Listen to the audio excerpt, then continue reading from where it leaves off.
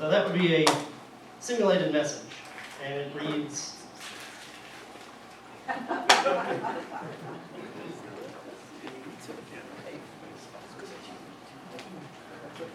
this is what the message would read if it were received.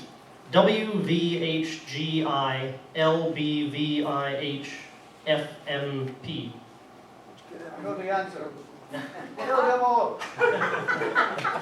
So the radio operator would take this message over to his Enigma operator, who has set up his machine corresponding to the code book for that day, the code page with the rotors and the plug board, and he would type his message in. So if I press W, D lights up. I press V, E lights up. H, S,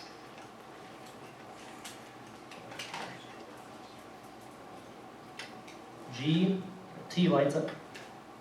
I, R lights up. L,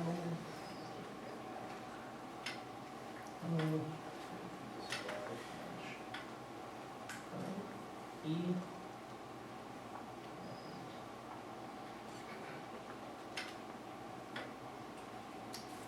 okay. So deciphered, the message would read, "Destroyer sunk," essentially. And that's what the message would be. Now, if you wanted to encode it, you would do the reverse. You would set up your machine, you would type in the plain text, and the enciphered message would come out, and then you would send it by radio.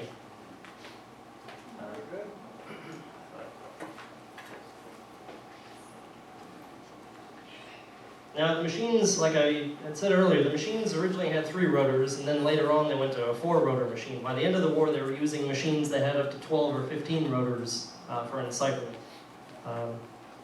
They also had a special machine that would, again, send the message electronically and encrypt it on the way. These 3 Polish fellows here, they were the first to actually begin work on breaking the Enigma. By the mid-1920s, the Poles realized that the Germans were using an encryption device to encrypt their messages and then sending them by radio. So they were intercepting all of their radio traffic and attempting to decode it. Now, there was actually a German spy who was working for the Poles. His name was Hans Schmidt, and he had access to Enigma documents. And he stole for the Polish government several Enigma code books, and enough information to allow the Poles to actually build their own copies of Enigma machines that were being used. And in addition to that, because they had their own machine and they had the code books, they could figure out how the wiring was done in the rotors. They could solve the individual patterns that they used. They also discovered a flaw in the construction of the Enigma machine, and that is that whatever letter you type in, the letter that comes out will never be itself. So if you type the letter L in 100 times in the machine, it's never going to come out L, or 50 million times for that matter. And that is a flaw in encryption in that it narrows down the possibilities by factors of possibilities of what the key could be, or the key phrase, or the completed plain text. There was also the problem of double encipherment. Now, you saw how complicated it was to set up a machine with the code books. So to make sure that the other operator, when you were sending him a secret message, had his machine set up to the same rotor settings, you would send the key, the 3 rotor beginning settings, twice. Okay? But you would do that, you would use the code book settings, you would set up your machine, and then what you would do is you would choose 3 random letters to send to the other operator. Okay? And when he got those 3 random letters, he would plug them into his machine, he would get plain text letters out, and then they would change the settings of the machines to those 3 random letters. So again, even if you had the captured document, the code book, and the captured machine, and even set it up right, now it's completely changed. And they did this, originally they did this monthly, then they did it weekly, then they did it daily, and then hourly. So by the end of the war, code breakers had less than an hour to solve the messages. and which is important when you're working with U-boat messages about fleets of U-boats attacking convoys or destroyers, and also bombing the Battle of Britain. Planes that were flying overhead, bombing the towns in England. And also, you've probably heard of the bomb, the Turing bomb, the encipherment bomb. This was also developed by these Polish mathematicians, and it's called a bomb, in case you're wondering, because supposedly the wife of Małżon Rajewski, here, later she was interviewed about her husband's work with encryption, and he was sitting with his friends at a cafe having a Polish dessert made of ice cream, and it's called bomba, is the name of the dessert. And that's where the name for the machine, supposedly, they developed it, they drew a diagram of it on a napkin, and that's, the name is stuck. And it was originally called the bomba cryptologica, or cryptologic bomb. It wasn't a bomb. It was not a bomb, no. It was a device used in breaking Enigma codes mathematically, using electrical impulses. It basically did what the Enigma machine did to encode the message, to try to decode the messages.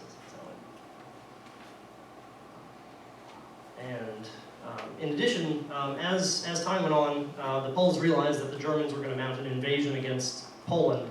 So what they did was they met with British and French officials in Warsaw, and they turned over their years of research on the Enigma to the Allies, to the French and the British, prior to the Germans invading. So the British now had the replica Enigmas that the Polish built. They had their code book, their out-of-date keypads that they used, so that gave them certainly a head start on their breaking of the Enigma. And then later on, the British actually intercepted several ships that were disguised as fishing vessels, that were actually observation ships of the German Navy that would watch shipping traffic and then report back to the German High Command where the shipping lanes were and what was being shipped to and from various ports. They would wait right outside the port. They would report when there was munition ships coming in or whatever, and then the U-boats would go out and sink them. So it was a very efficient system. They also, during this time, the Germans were using what was called a grid map.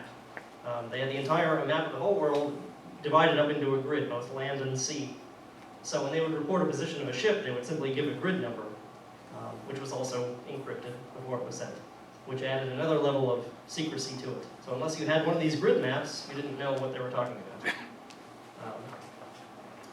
And so the bomb, the Polish bomb as we'll call it, now comes to Britain. And in Bletchley Park, it was an area there, it was an estate, it was a Victorian estate.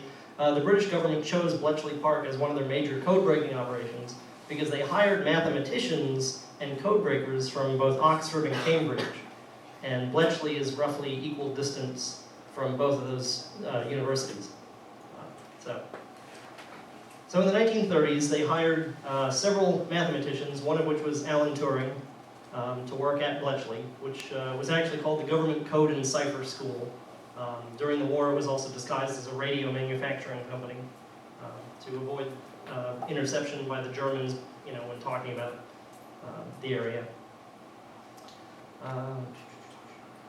The Poles also developed something called, after the fellow here in the middle, Zagałki sheets, or Zagałki columns, or Zagałki pads, which you probably saw if you saw the Imitation Game.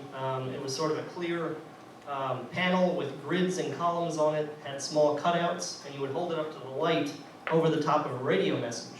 And they were mathematically punched with these holes, and when you found several letters that lined up according to the mathematical key to try to break the code, you would see light through it, and it would line up, and that would give you a starting point then to do your tabulations or to feed into your bomb to try to break the code. So those were a couple of different devices that they were using.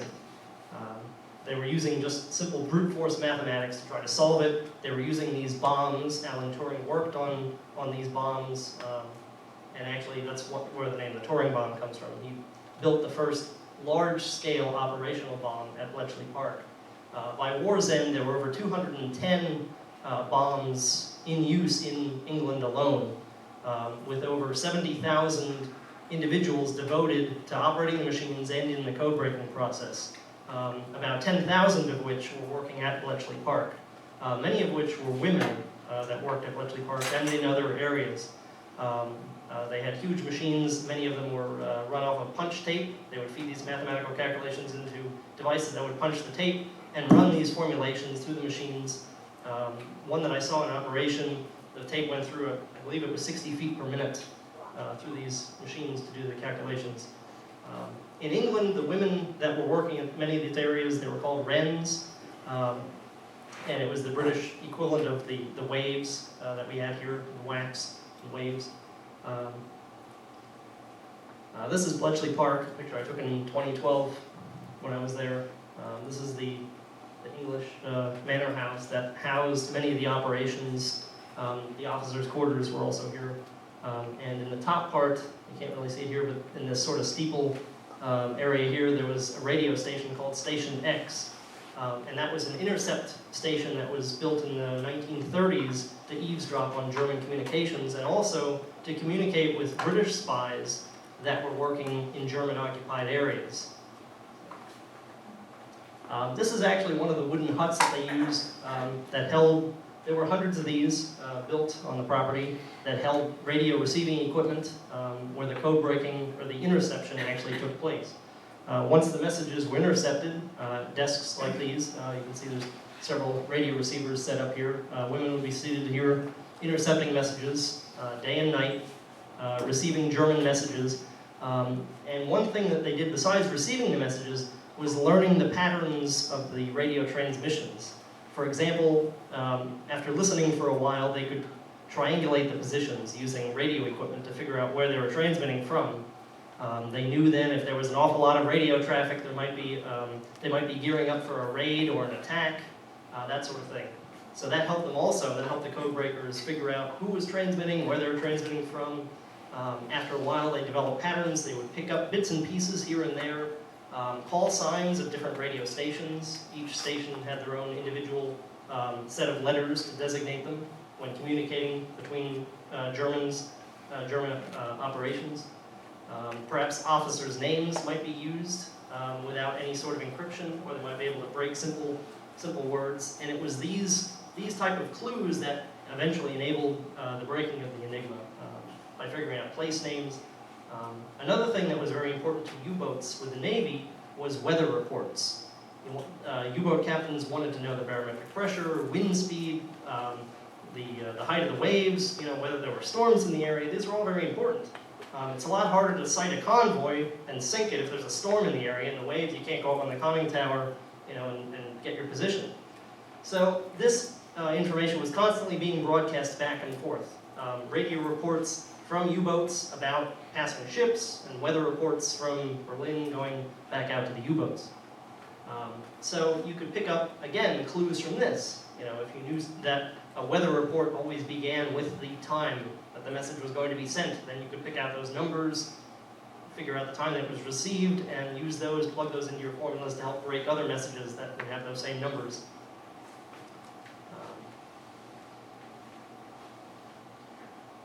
And after the women received these messages, they were sent to another room, and they were sent, these are teletype machines here, or telex machines, and they were sent then to other code-breaking centers to be plugged into various other bombs and various other computing machines that they had. And you can see the messages were delivered through this window here. This is a copy of Colossus, which was a large computer system that was built. Every one of these little pieces here, these are all vacuum tubes. You can see they have a floor fan down there to try to cool them. They said the only good thing about working here was in the wintertime, that it was warm in the building and freezing outside. But it was, again, often women that were set to work on these machines. Day and night they ran these machines, so they intercepted messages. This is a picture here. This is at America was also involved in this. It was not England alone that was breaking the Enigma. This is the National Cash Register Company in Dayton, Ohio. They built about 67 bombs to help with the code-breaking effort. These are Naval Reserve women that are operating the machines. And you can see these are spools. This is all punch tape that's going around on these pulleys here. There's various relays and switching, patching panels here. And this is actually, this is a copy of the Turing bond. And to explain how, I'll explain a little bit about how it works here. Each row of 3 of these are switches that move around in a circle. And each one of these represents a rotor in an Enigma machine. They have your first rotor, your second rotor, and your third rotor. So, and this is of course a small section. There would be, several of these lined up on panels, and they could be as big as a room, having hundreds of these things all going at one time. And you would basically, there's the letters of the alphabet around each one of these wheels, and these click around in a circle. They're rotary switches. So you would feed these pieces of information, these clues that you picked up, these words that you might have been able to decipher about the weather reports or officers' names or call signs, radio call signs. You would feed these mathematically into the machine, and that would search. They were called cribs for short, sort of a British term that they used for these clues. So the machine did not break the code. All it did was pick out matches in messages that were programmed into it, and it would look for these words that you already knew, which allowed you to break further parts of the messages. And this is actually a working copy that engineers built at Bletchley Park. And this is actually it operating.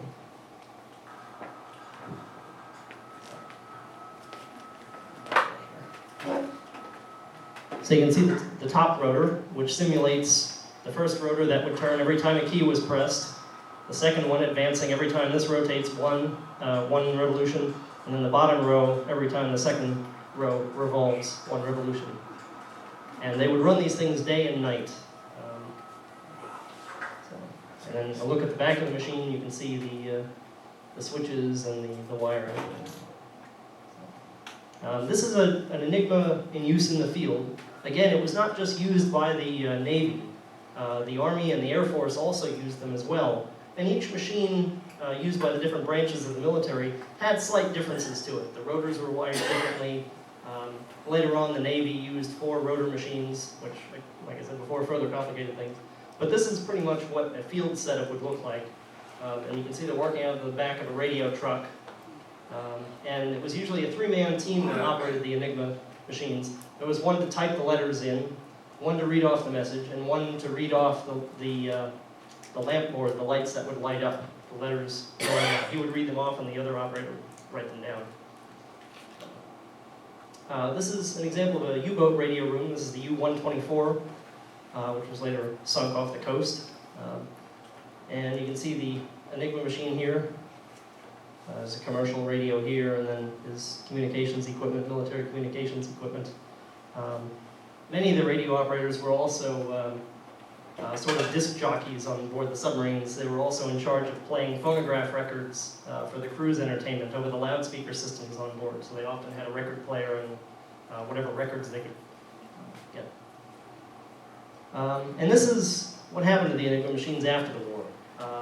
If it was known that if you were a German operation in the field and you were coming under attack and you knew that your position was going to be overrun and your position was going to be captured, you did your utmost to try to destroy any of the evidence of your encryption equipment, your encoding equipment, including code books. You tried to set fire to them, you destroyed them. The Navy, they used water-soluble ink for all of their code books. So when they tried to flood the submarines and sink the sub, the water would get to the code books and they would be unreadable. And a lot of the code breaking that the US was involved in, much assistance came from U-boats that were brought to the surface by depth charges. They would bomb the ships until they were leaking so badly that they would try to surface and evacuate the sinking sub. The crew would also set off demolition charges inside the sub to help it sink once they were clear of the vessel. They would open the valves that would let water flood the vessel. And of course the radio operators would do their best. They would try to throw the machines overboard and the code books. But the U-505 was the sub that was actually captured and towed back to the US, and then eventually ended up in the Bahamas for the duration of the war.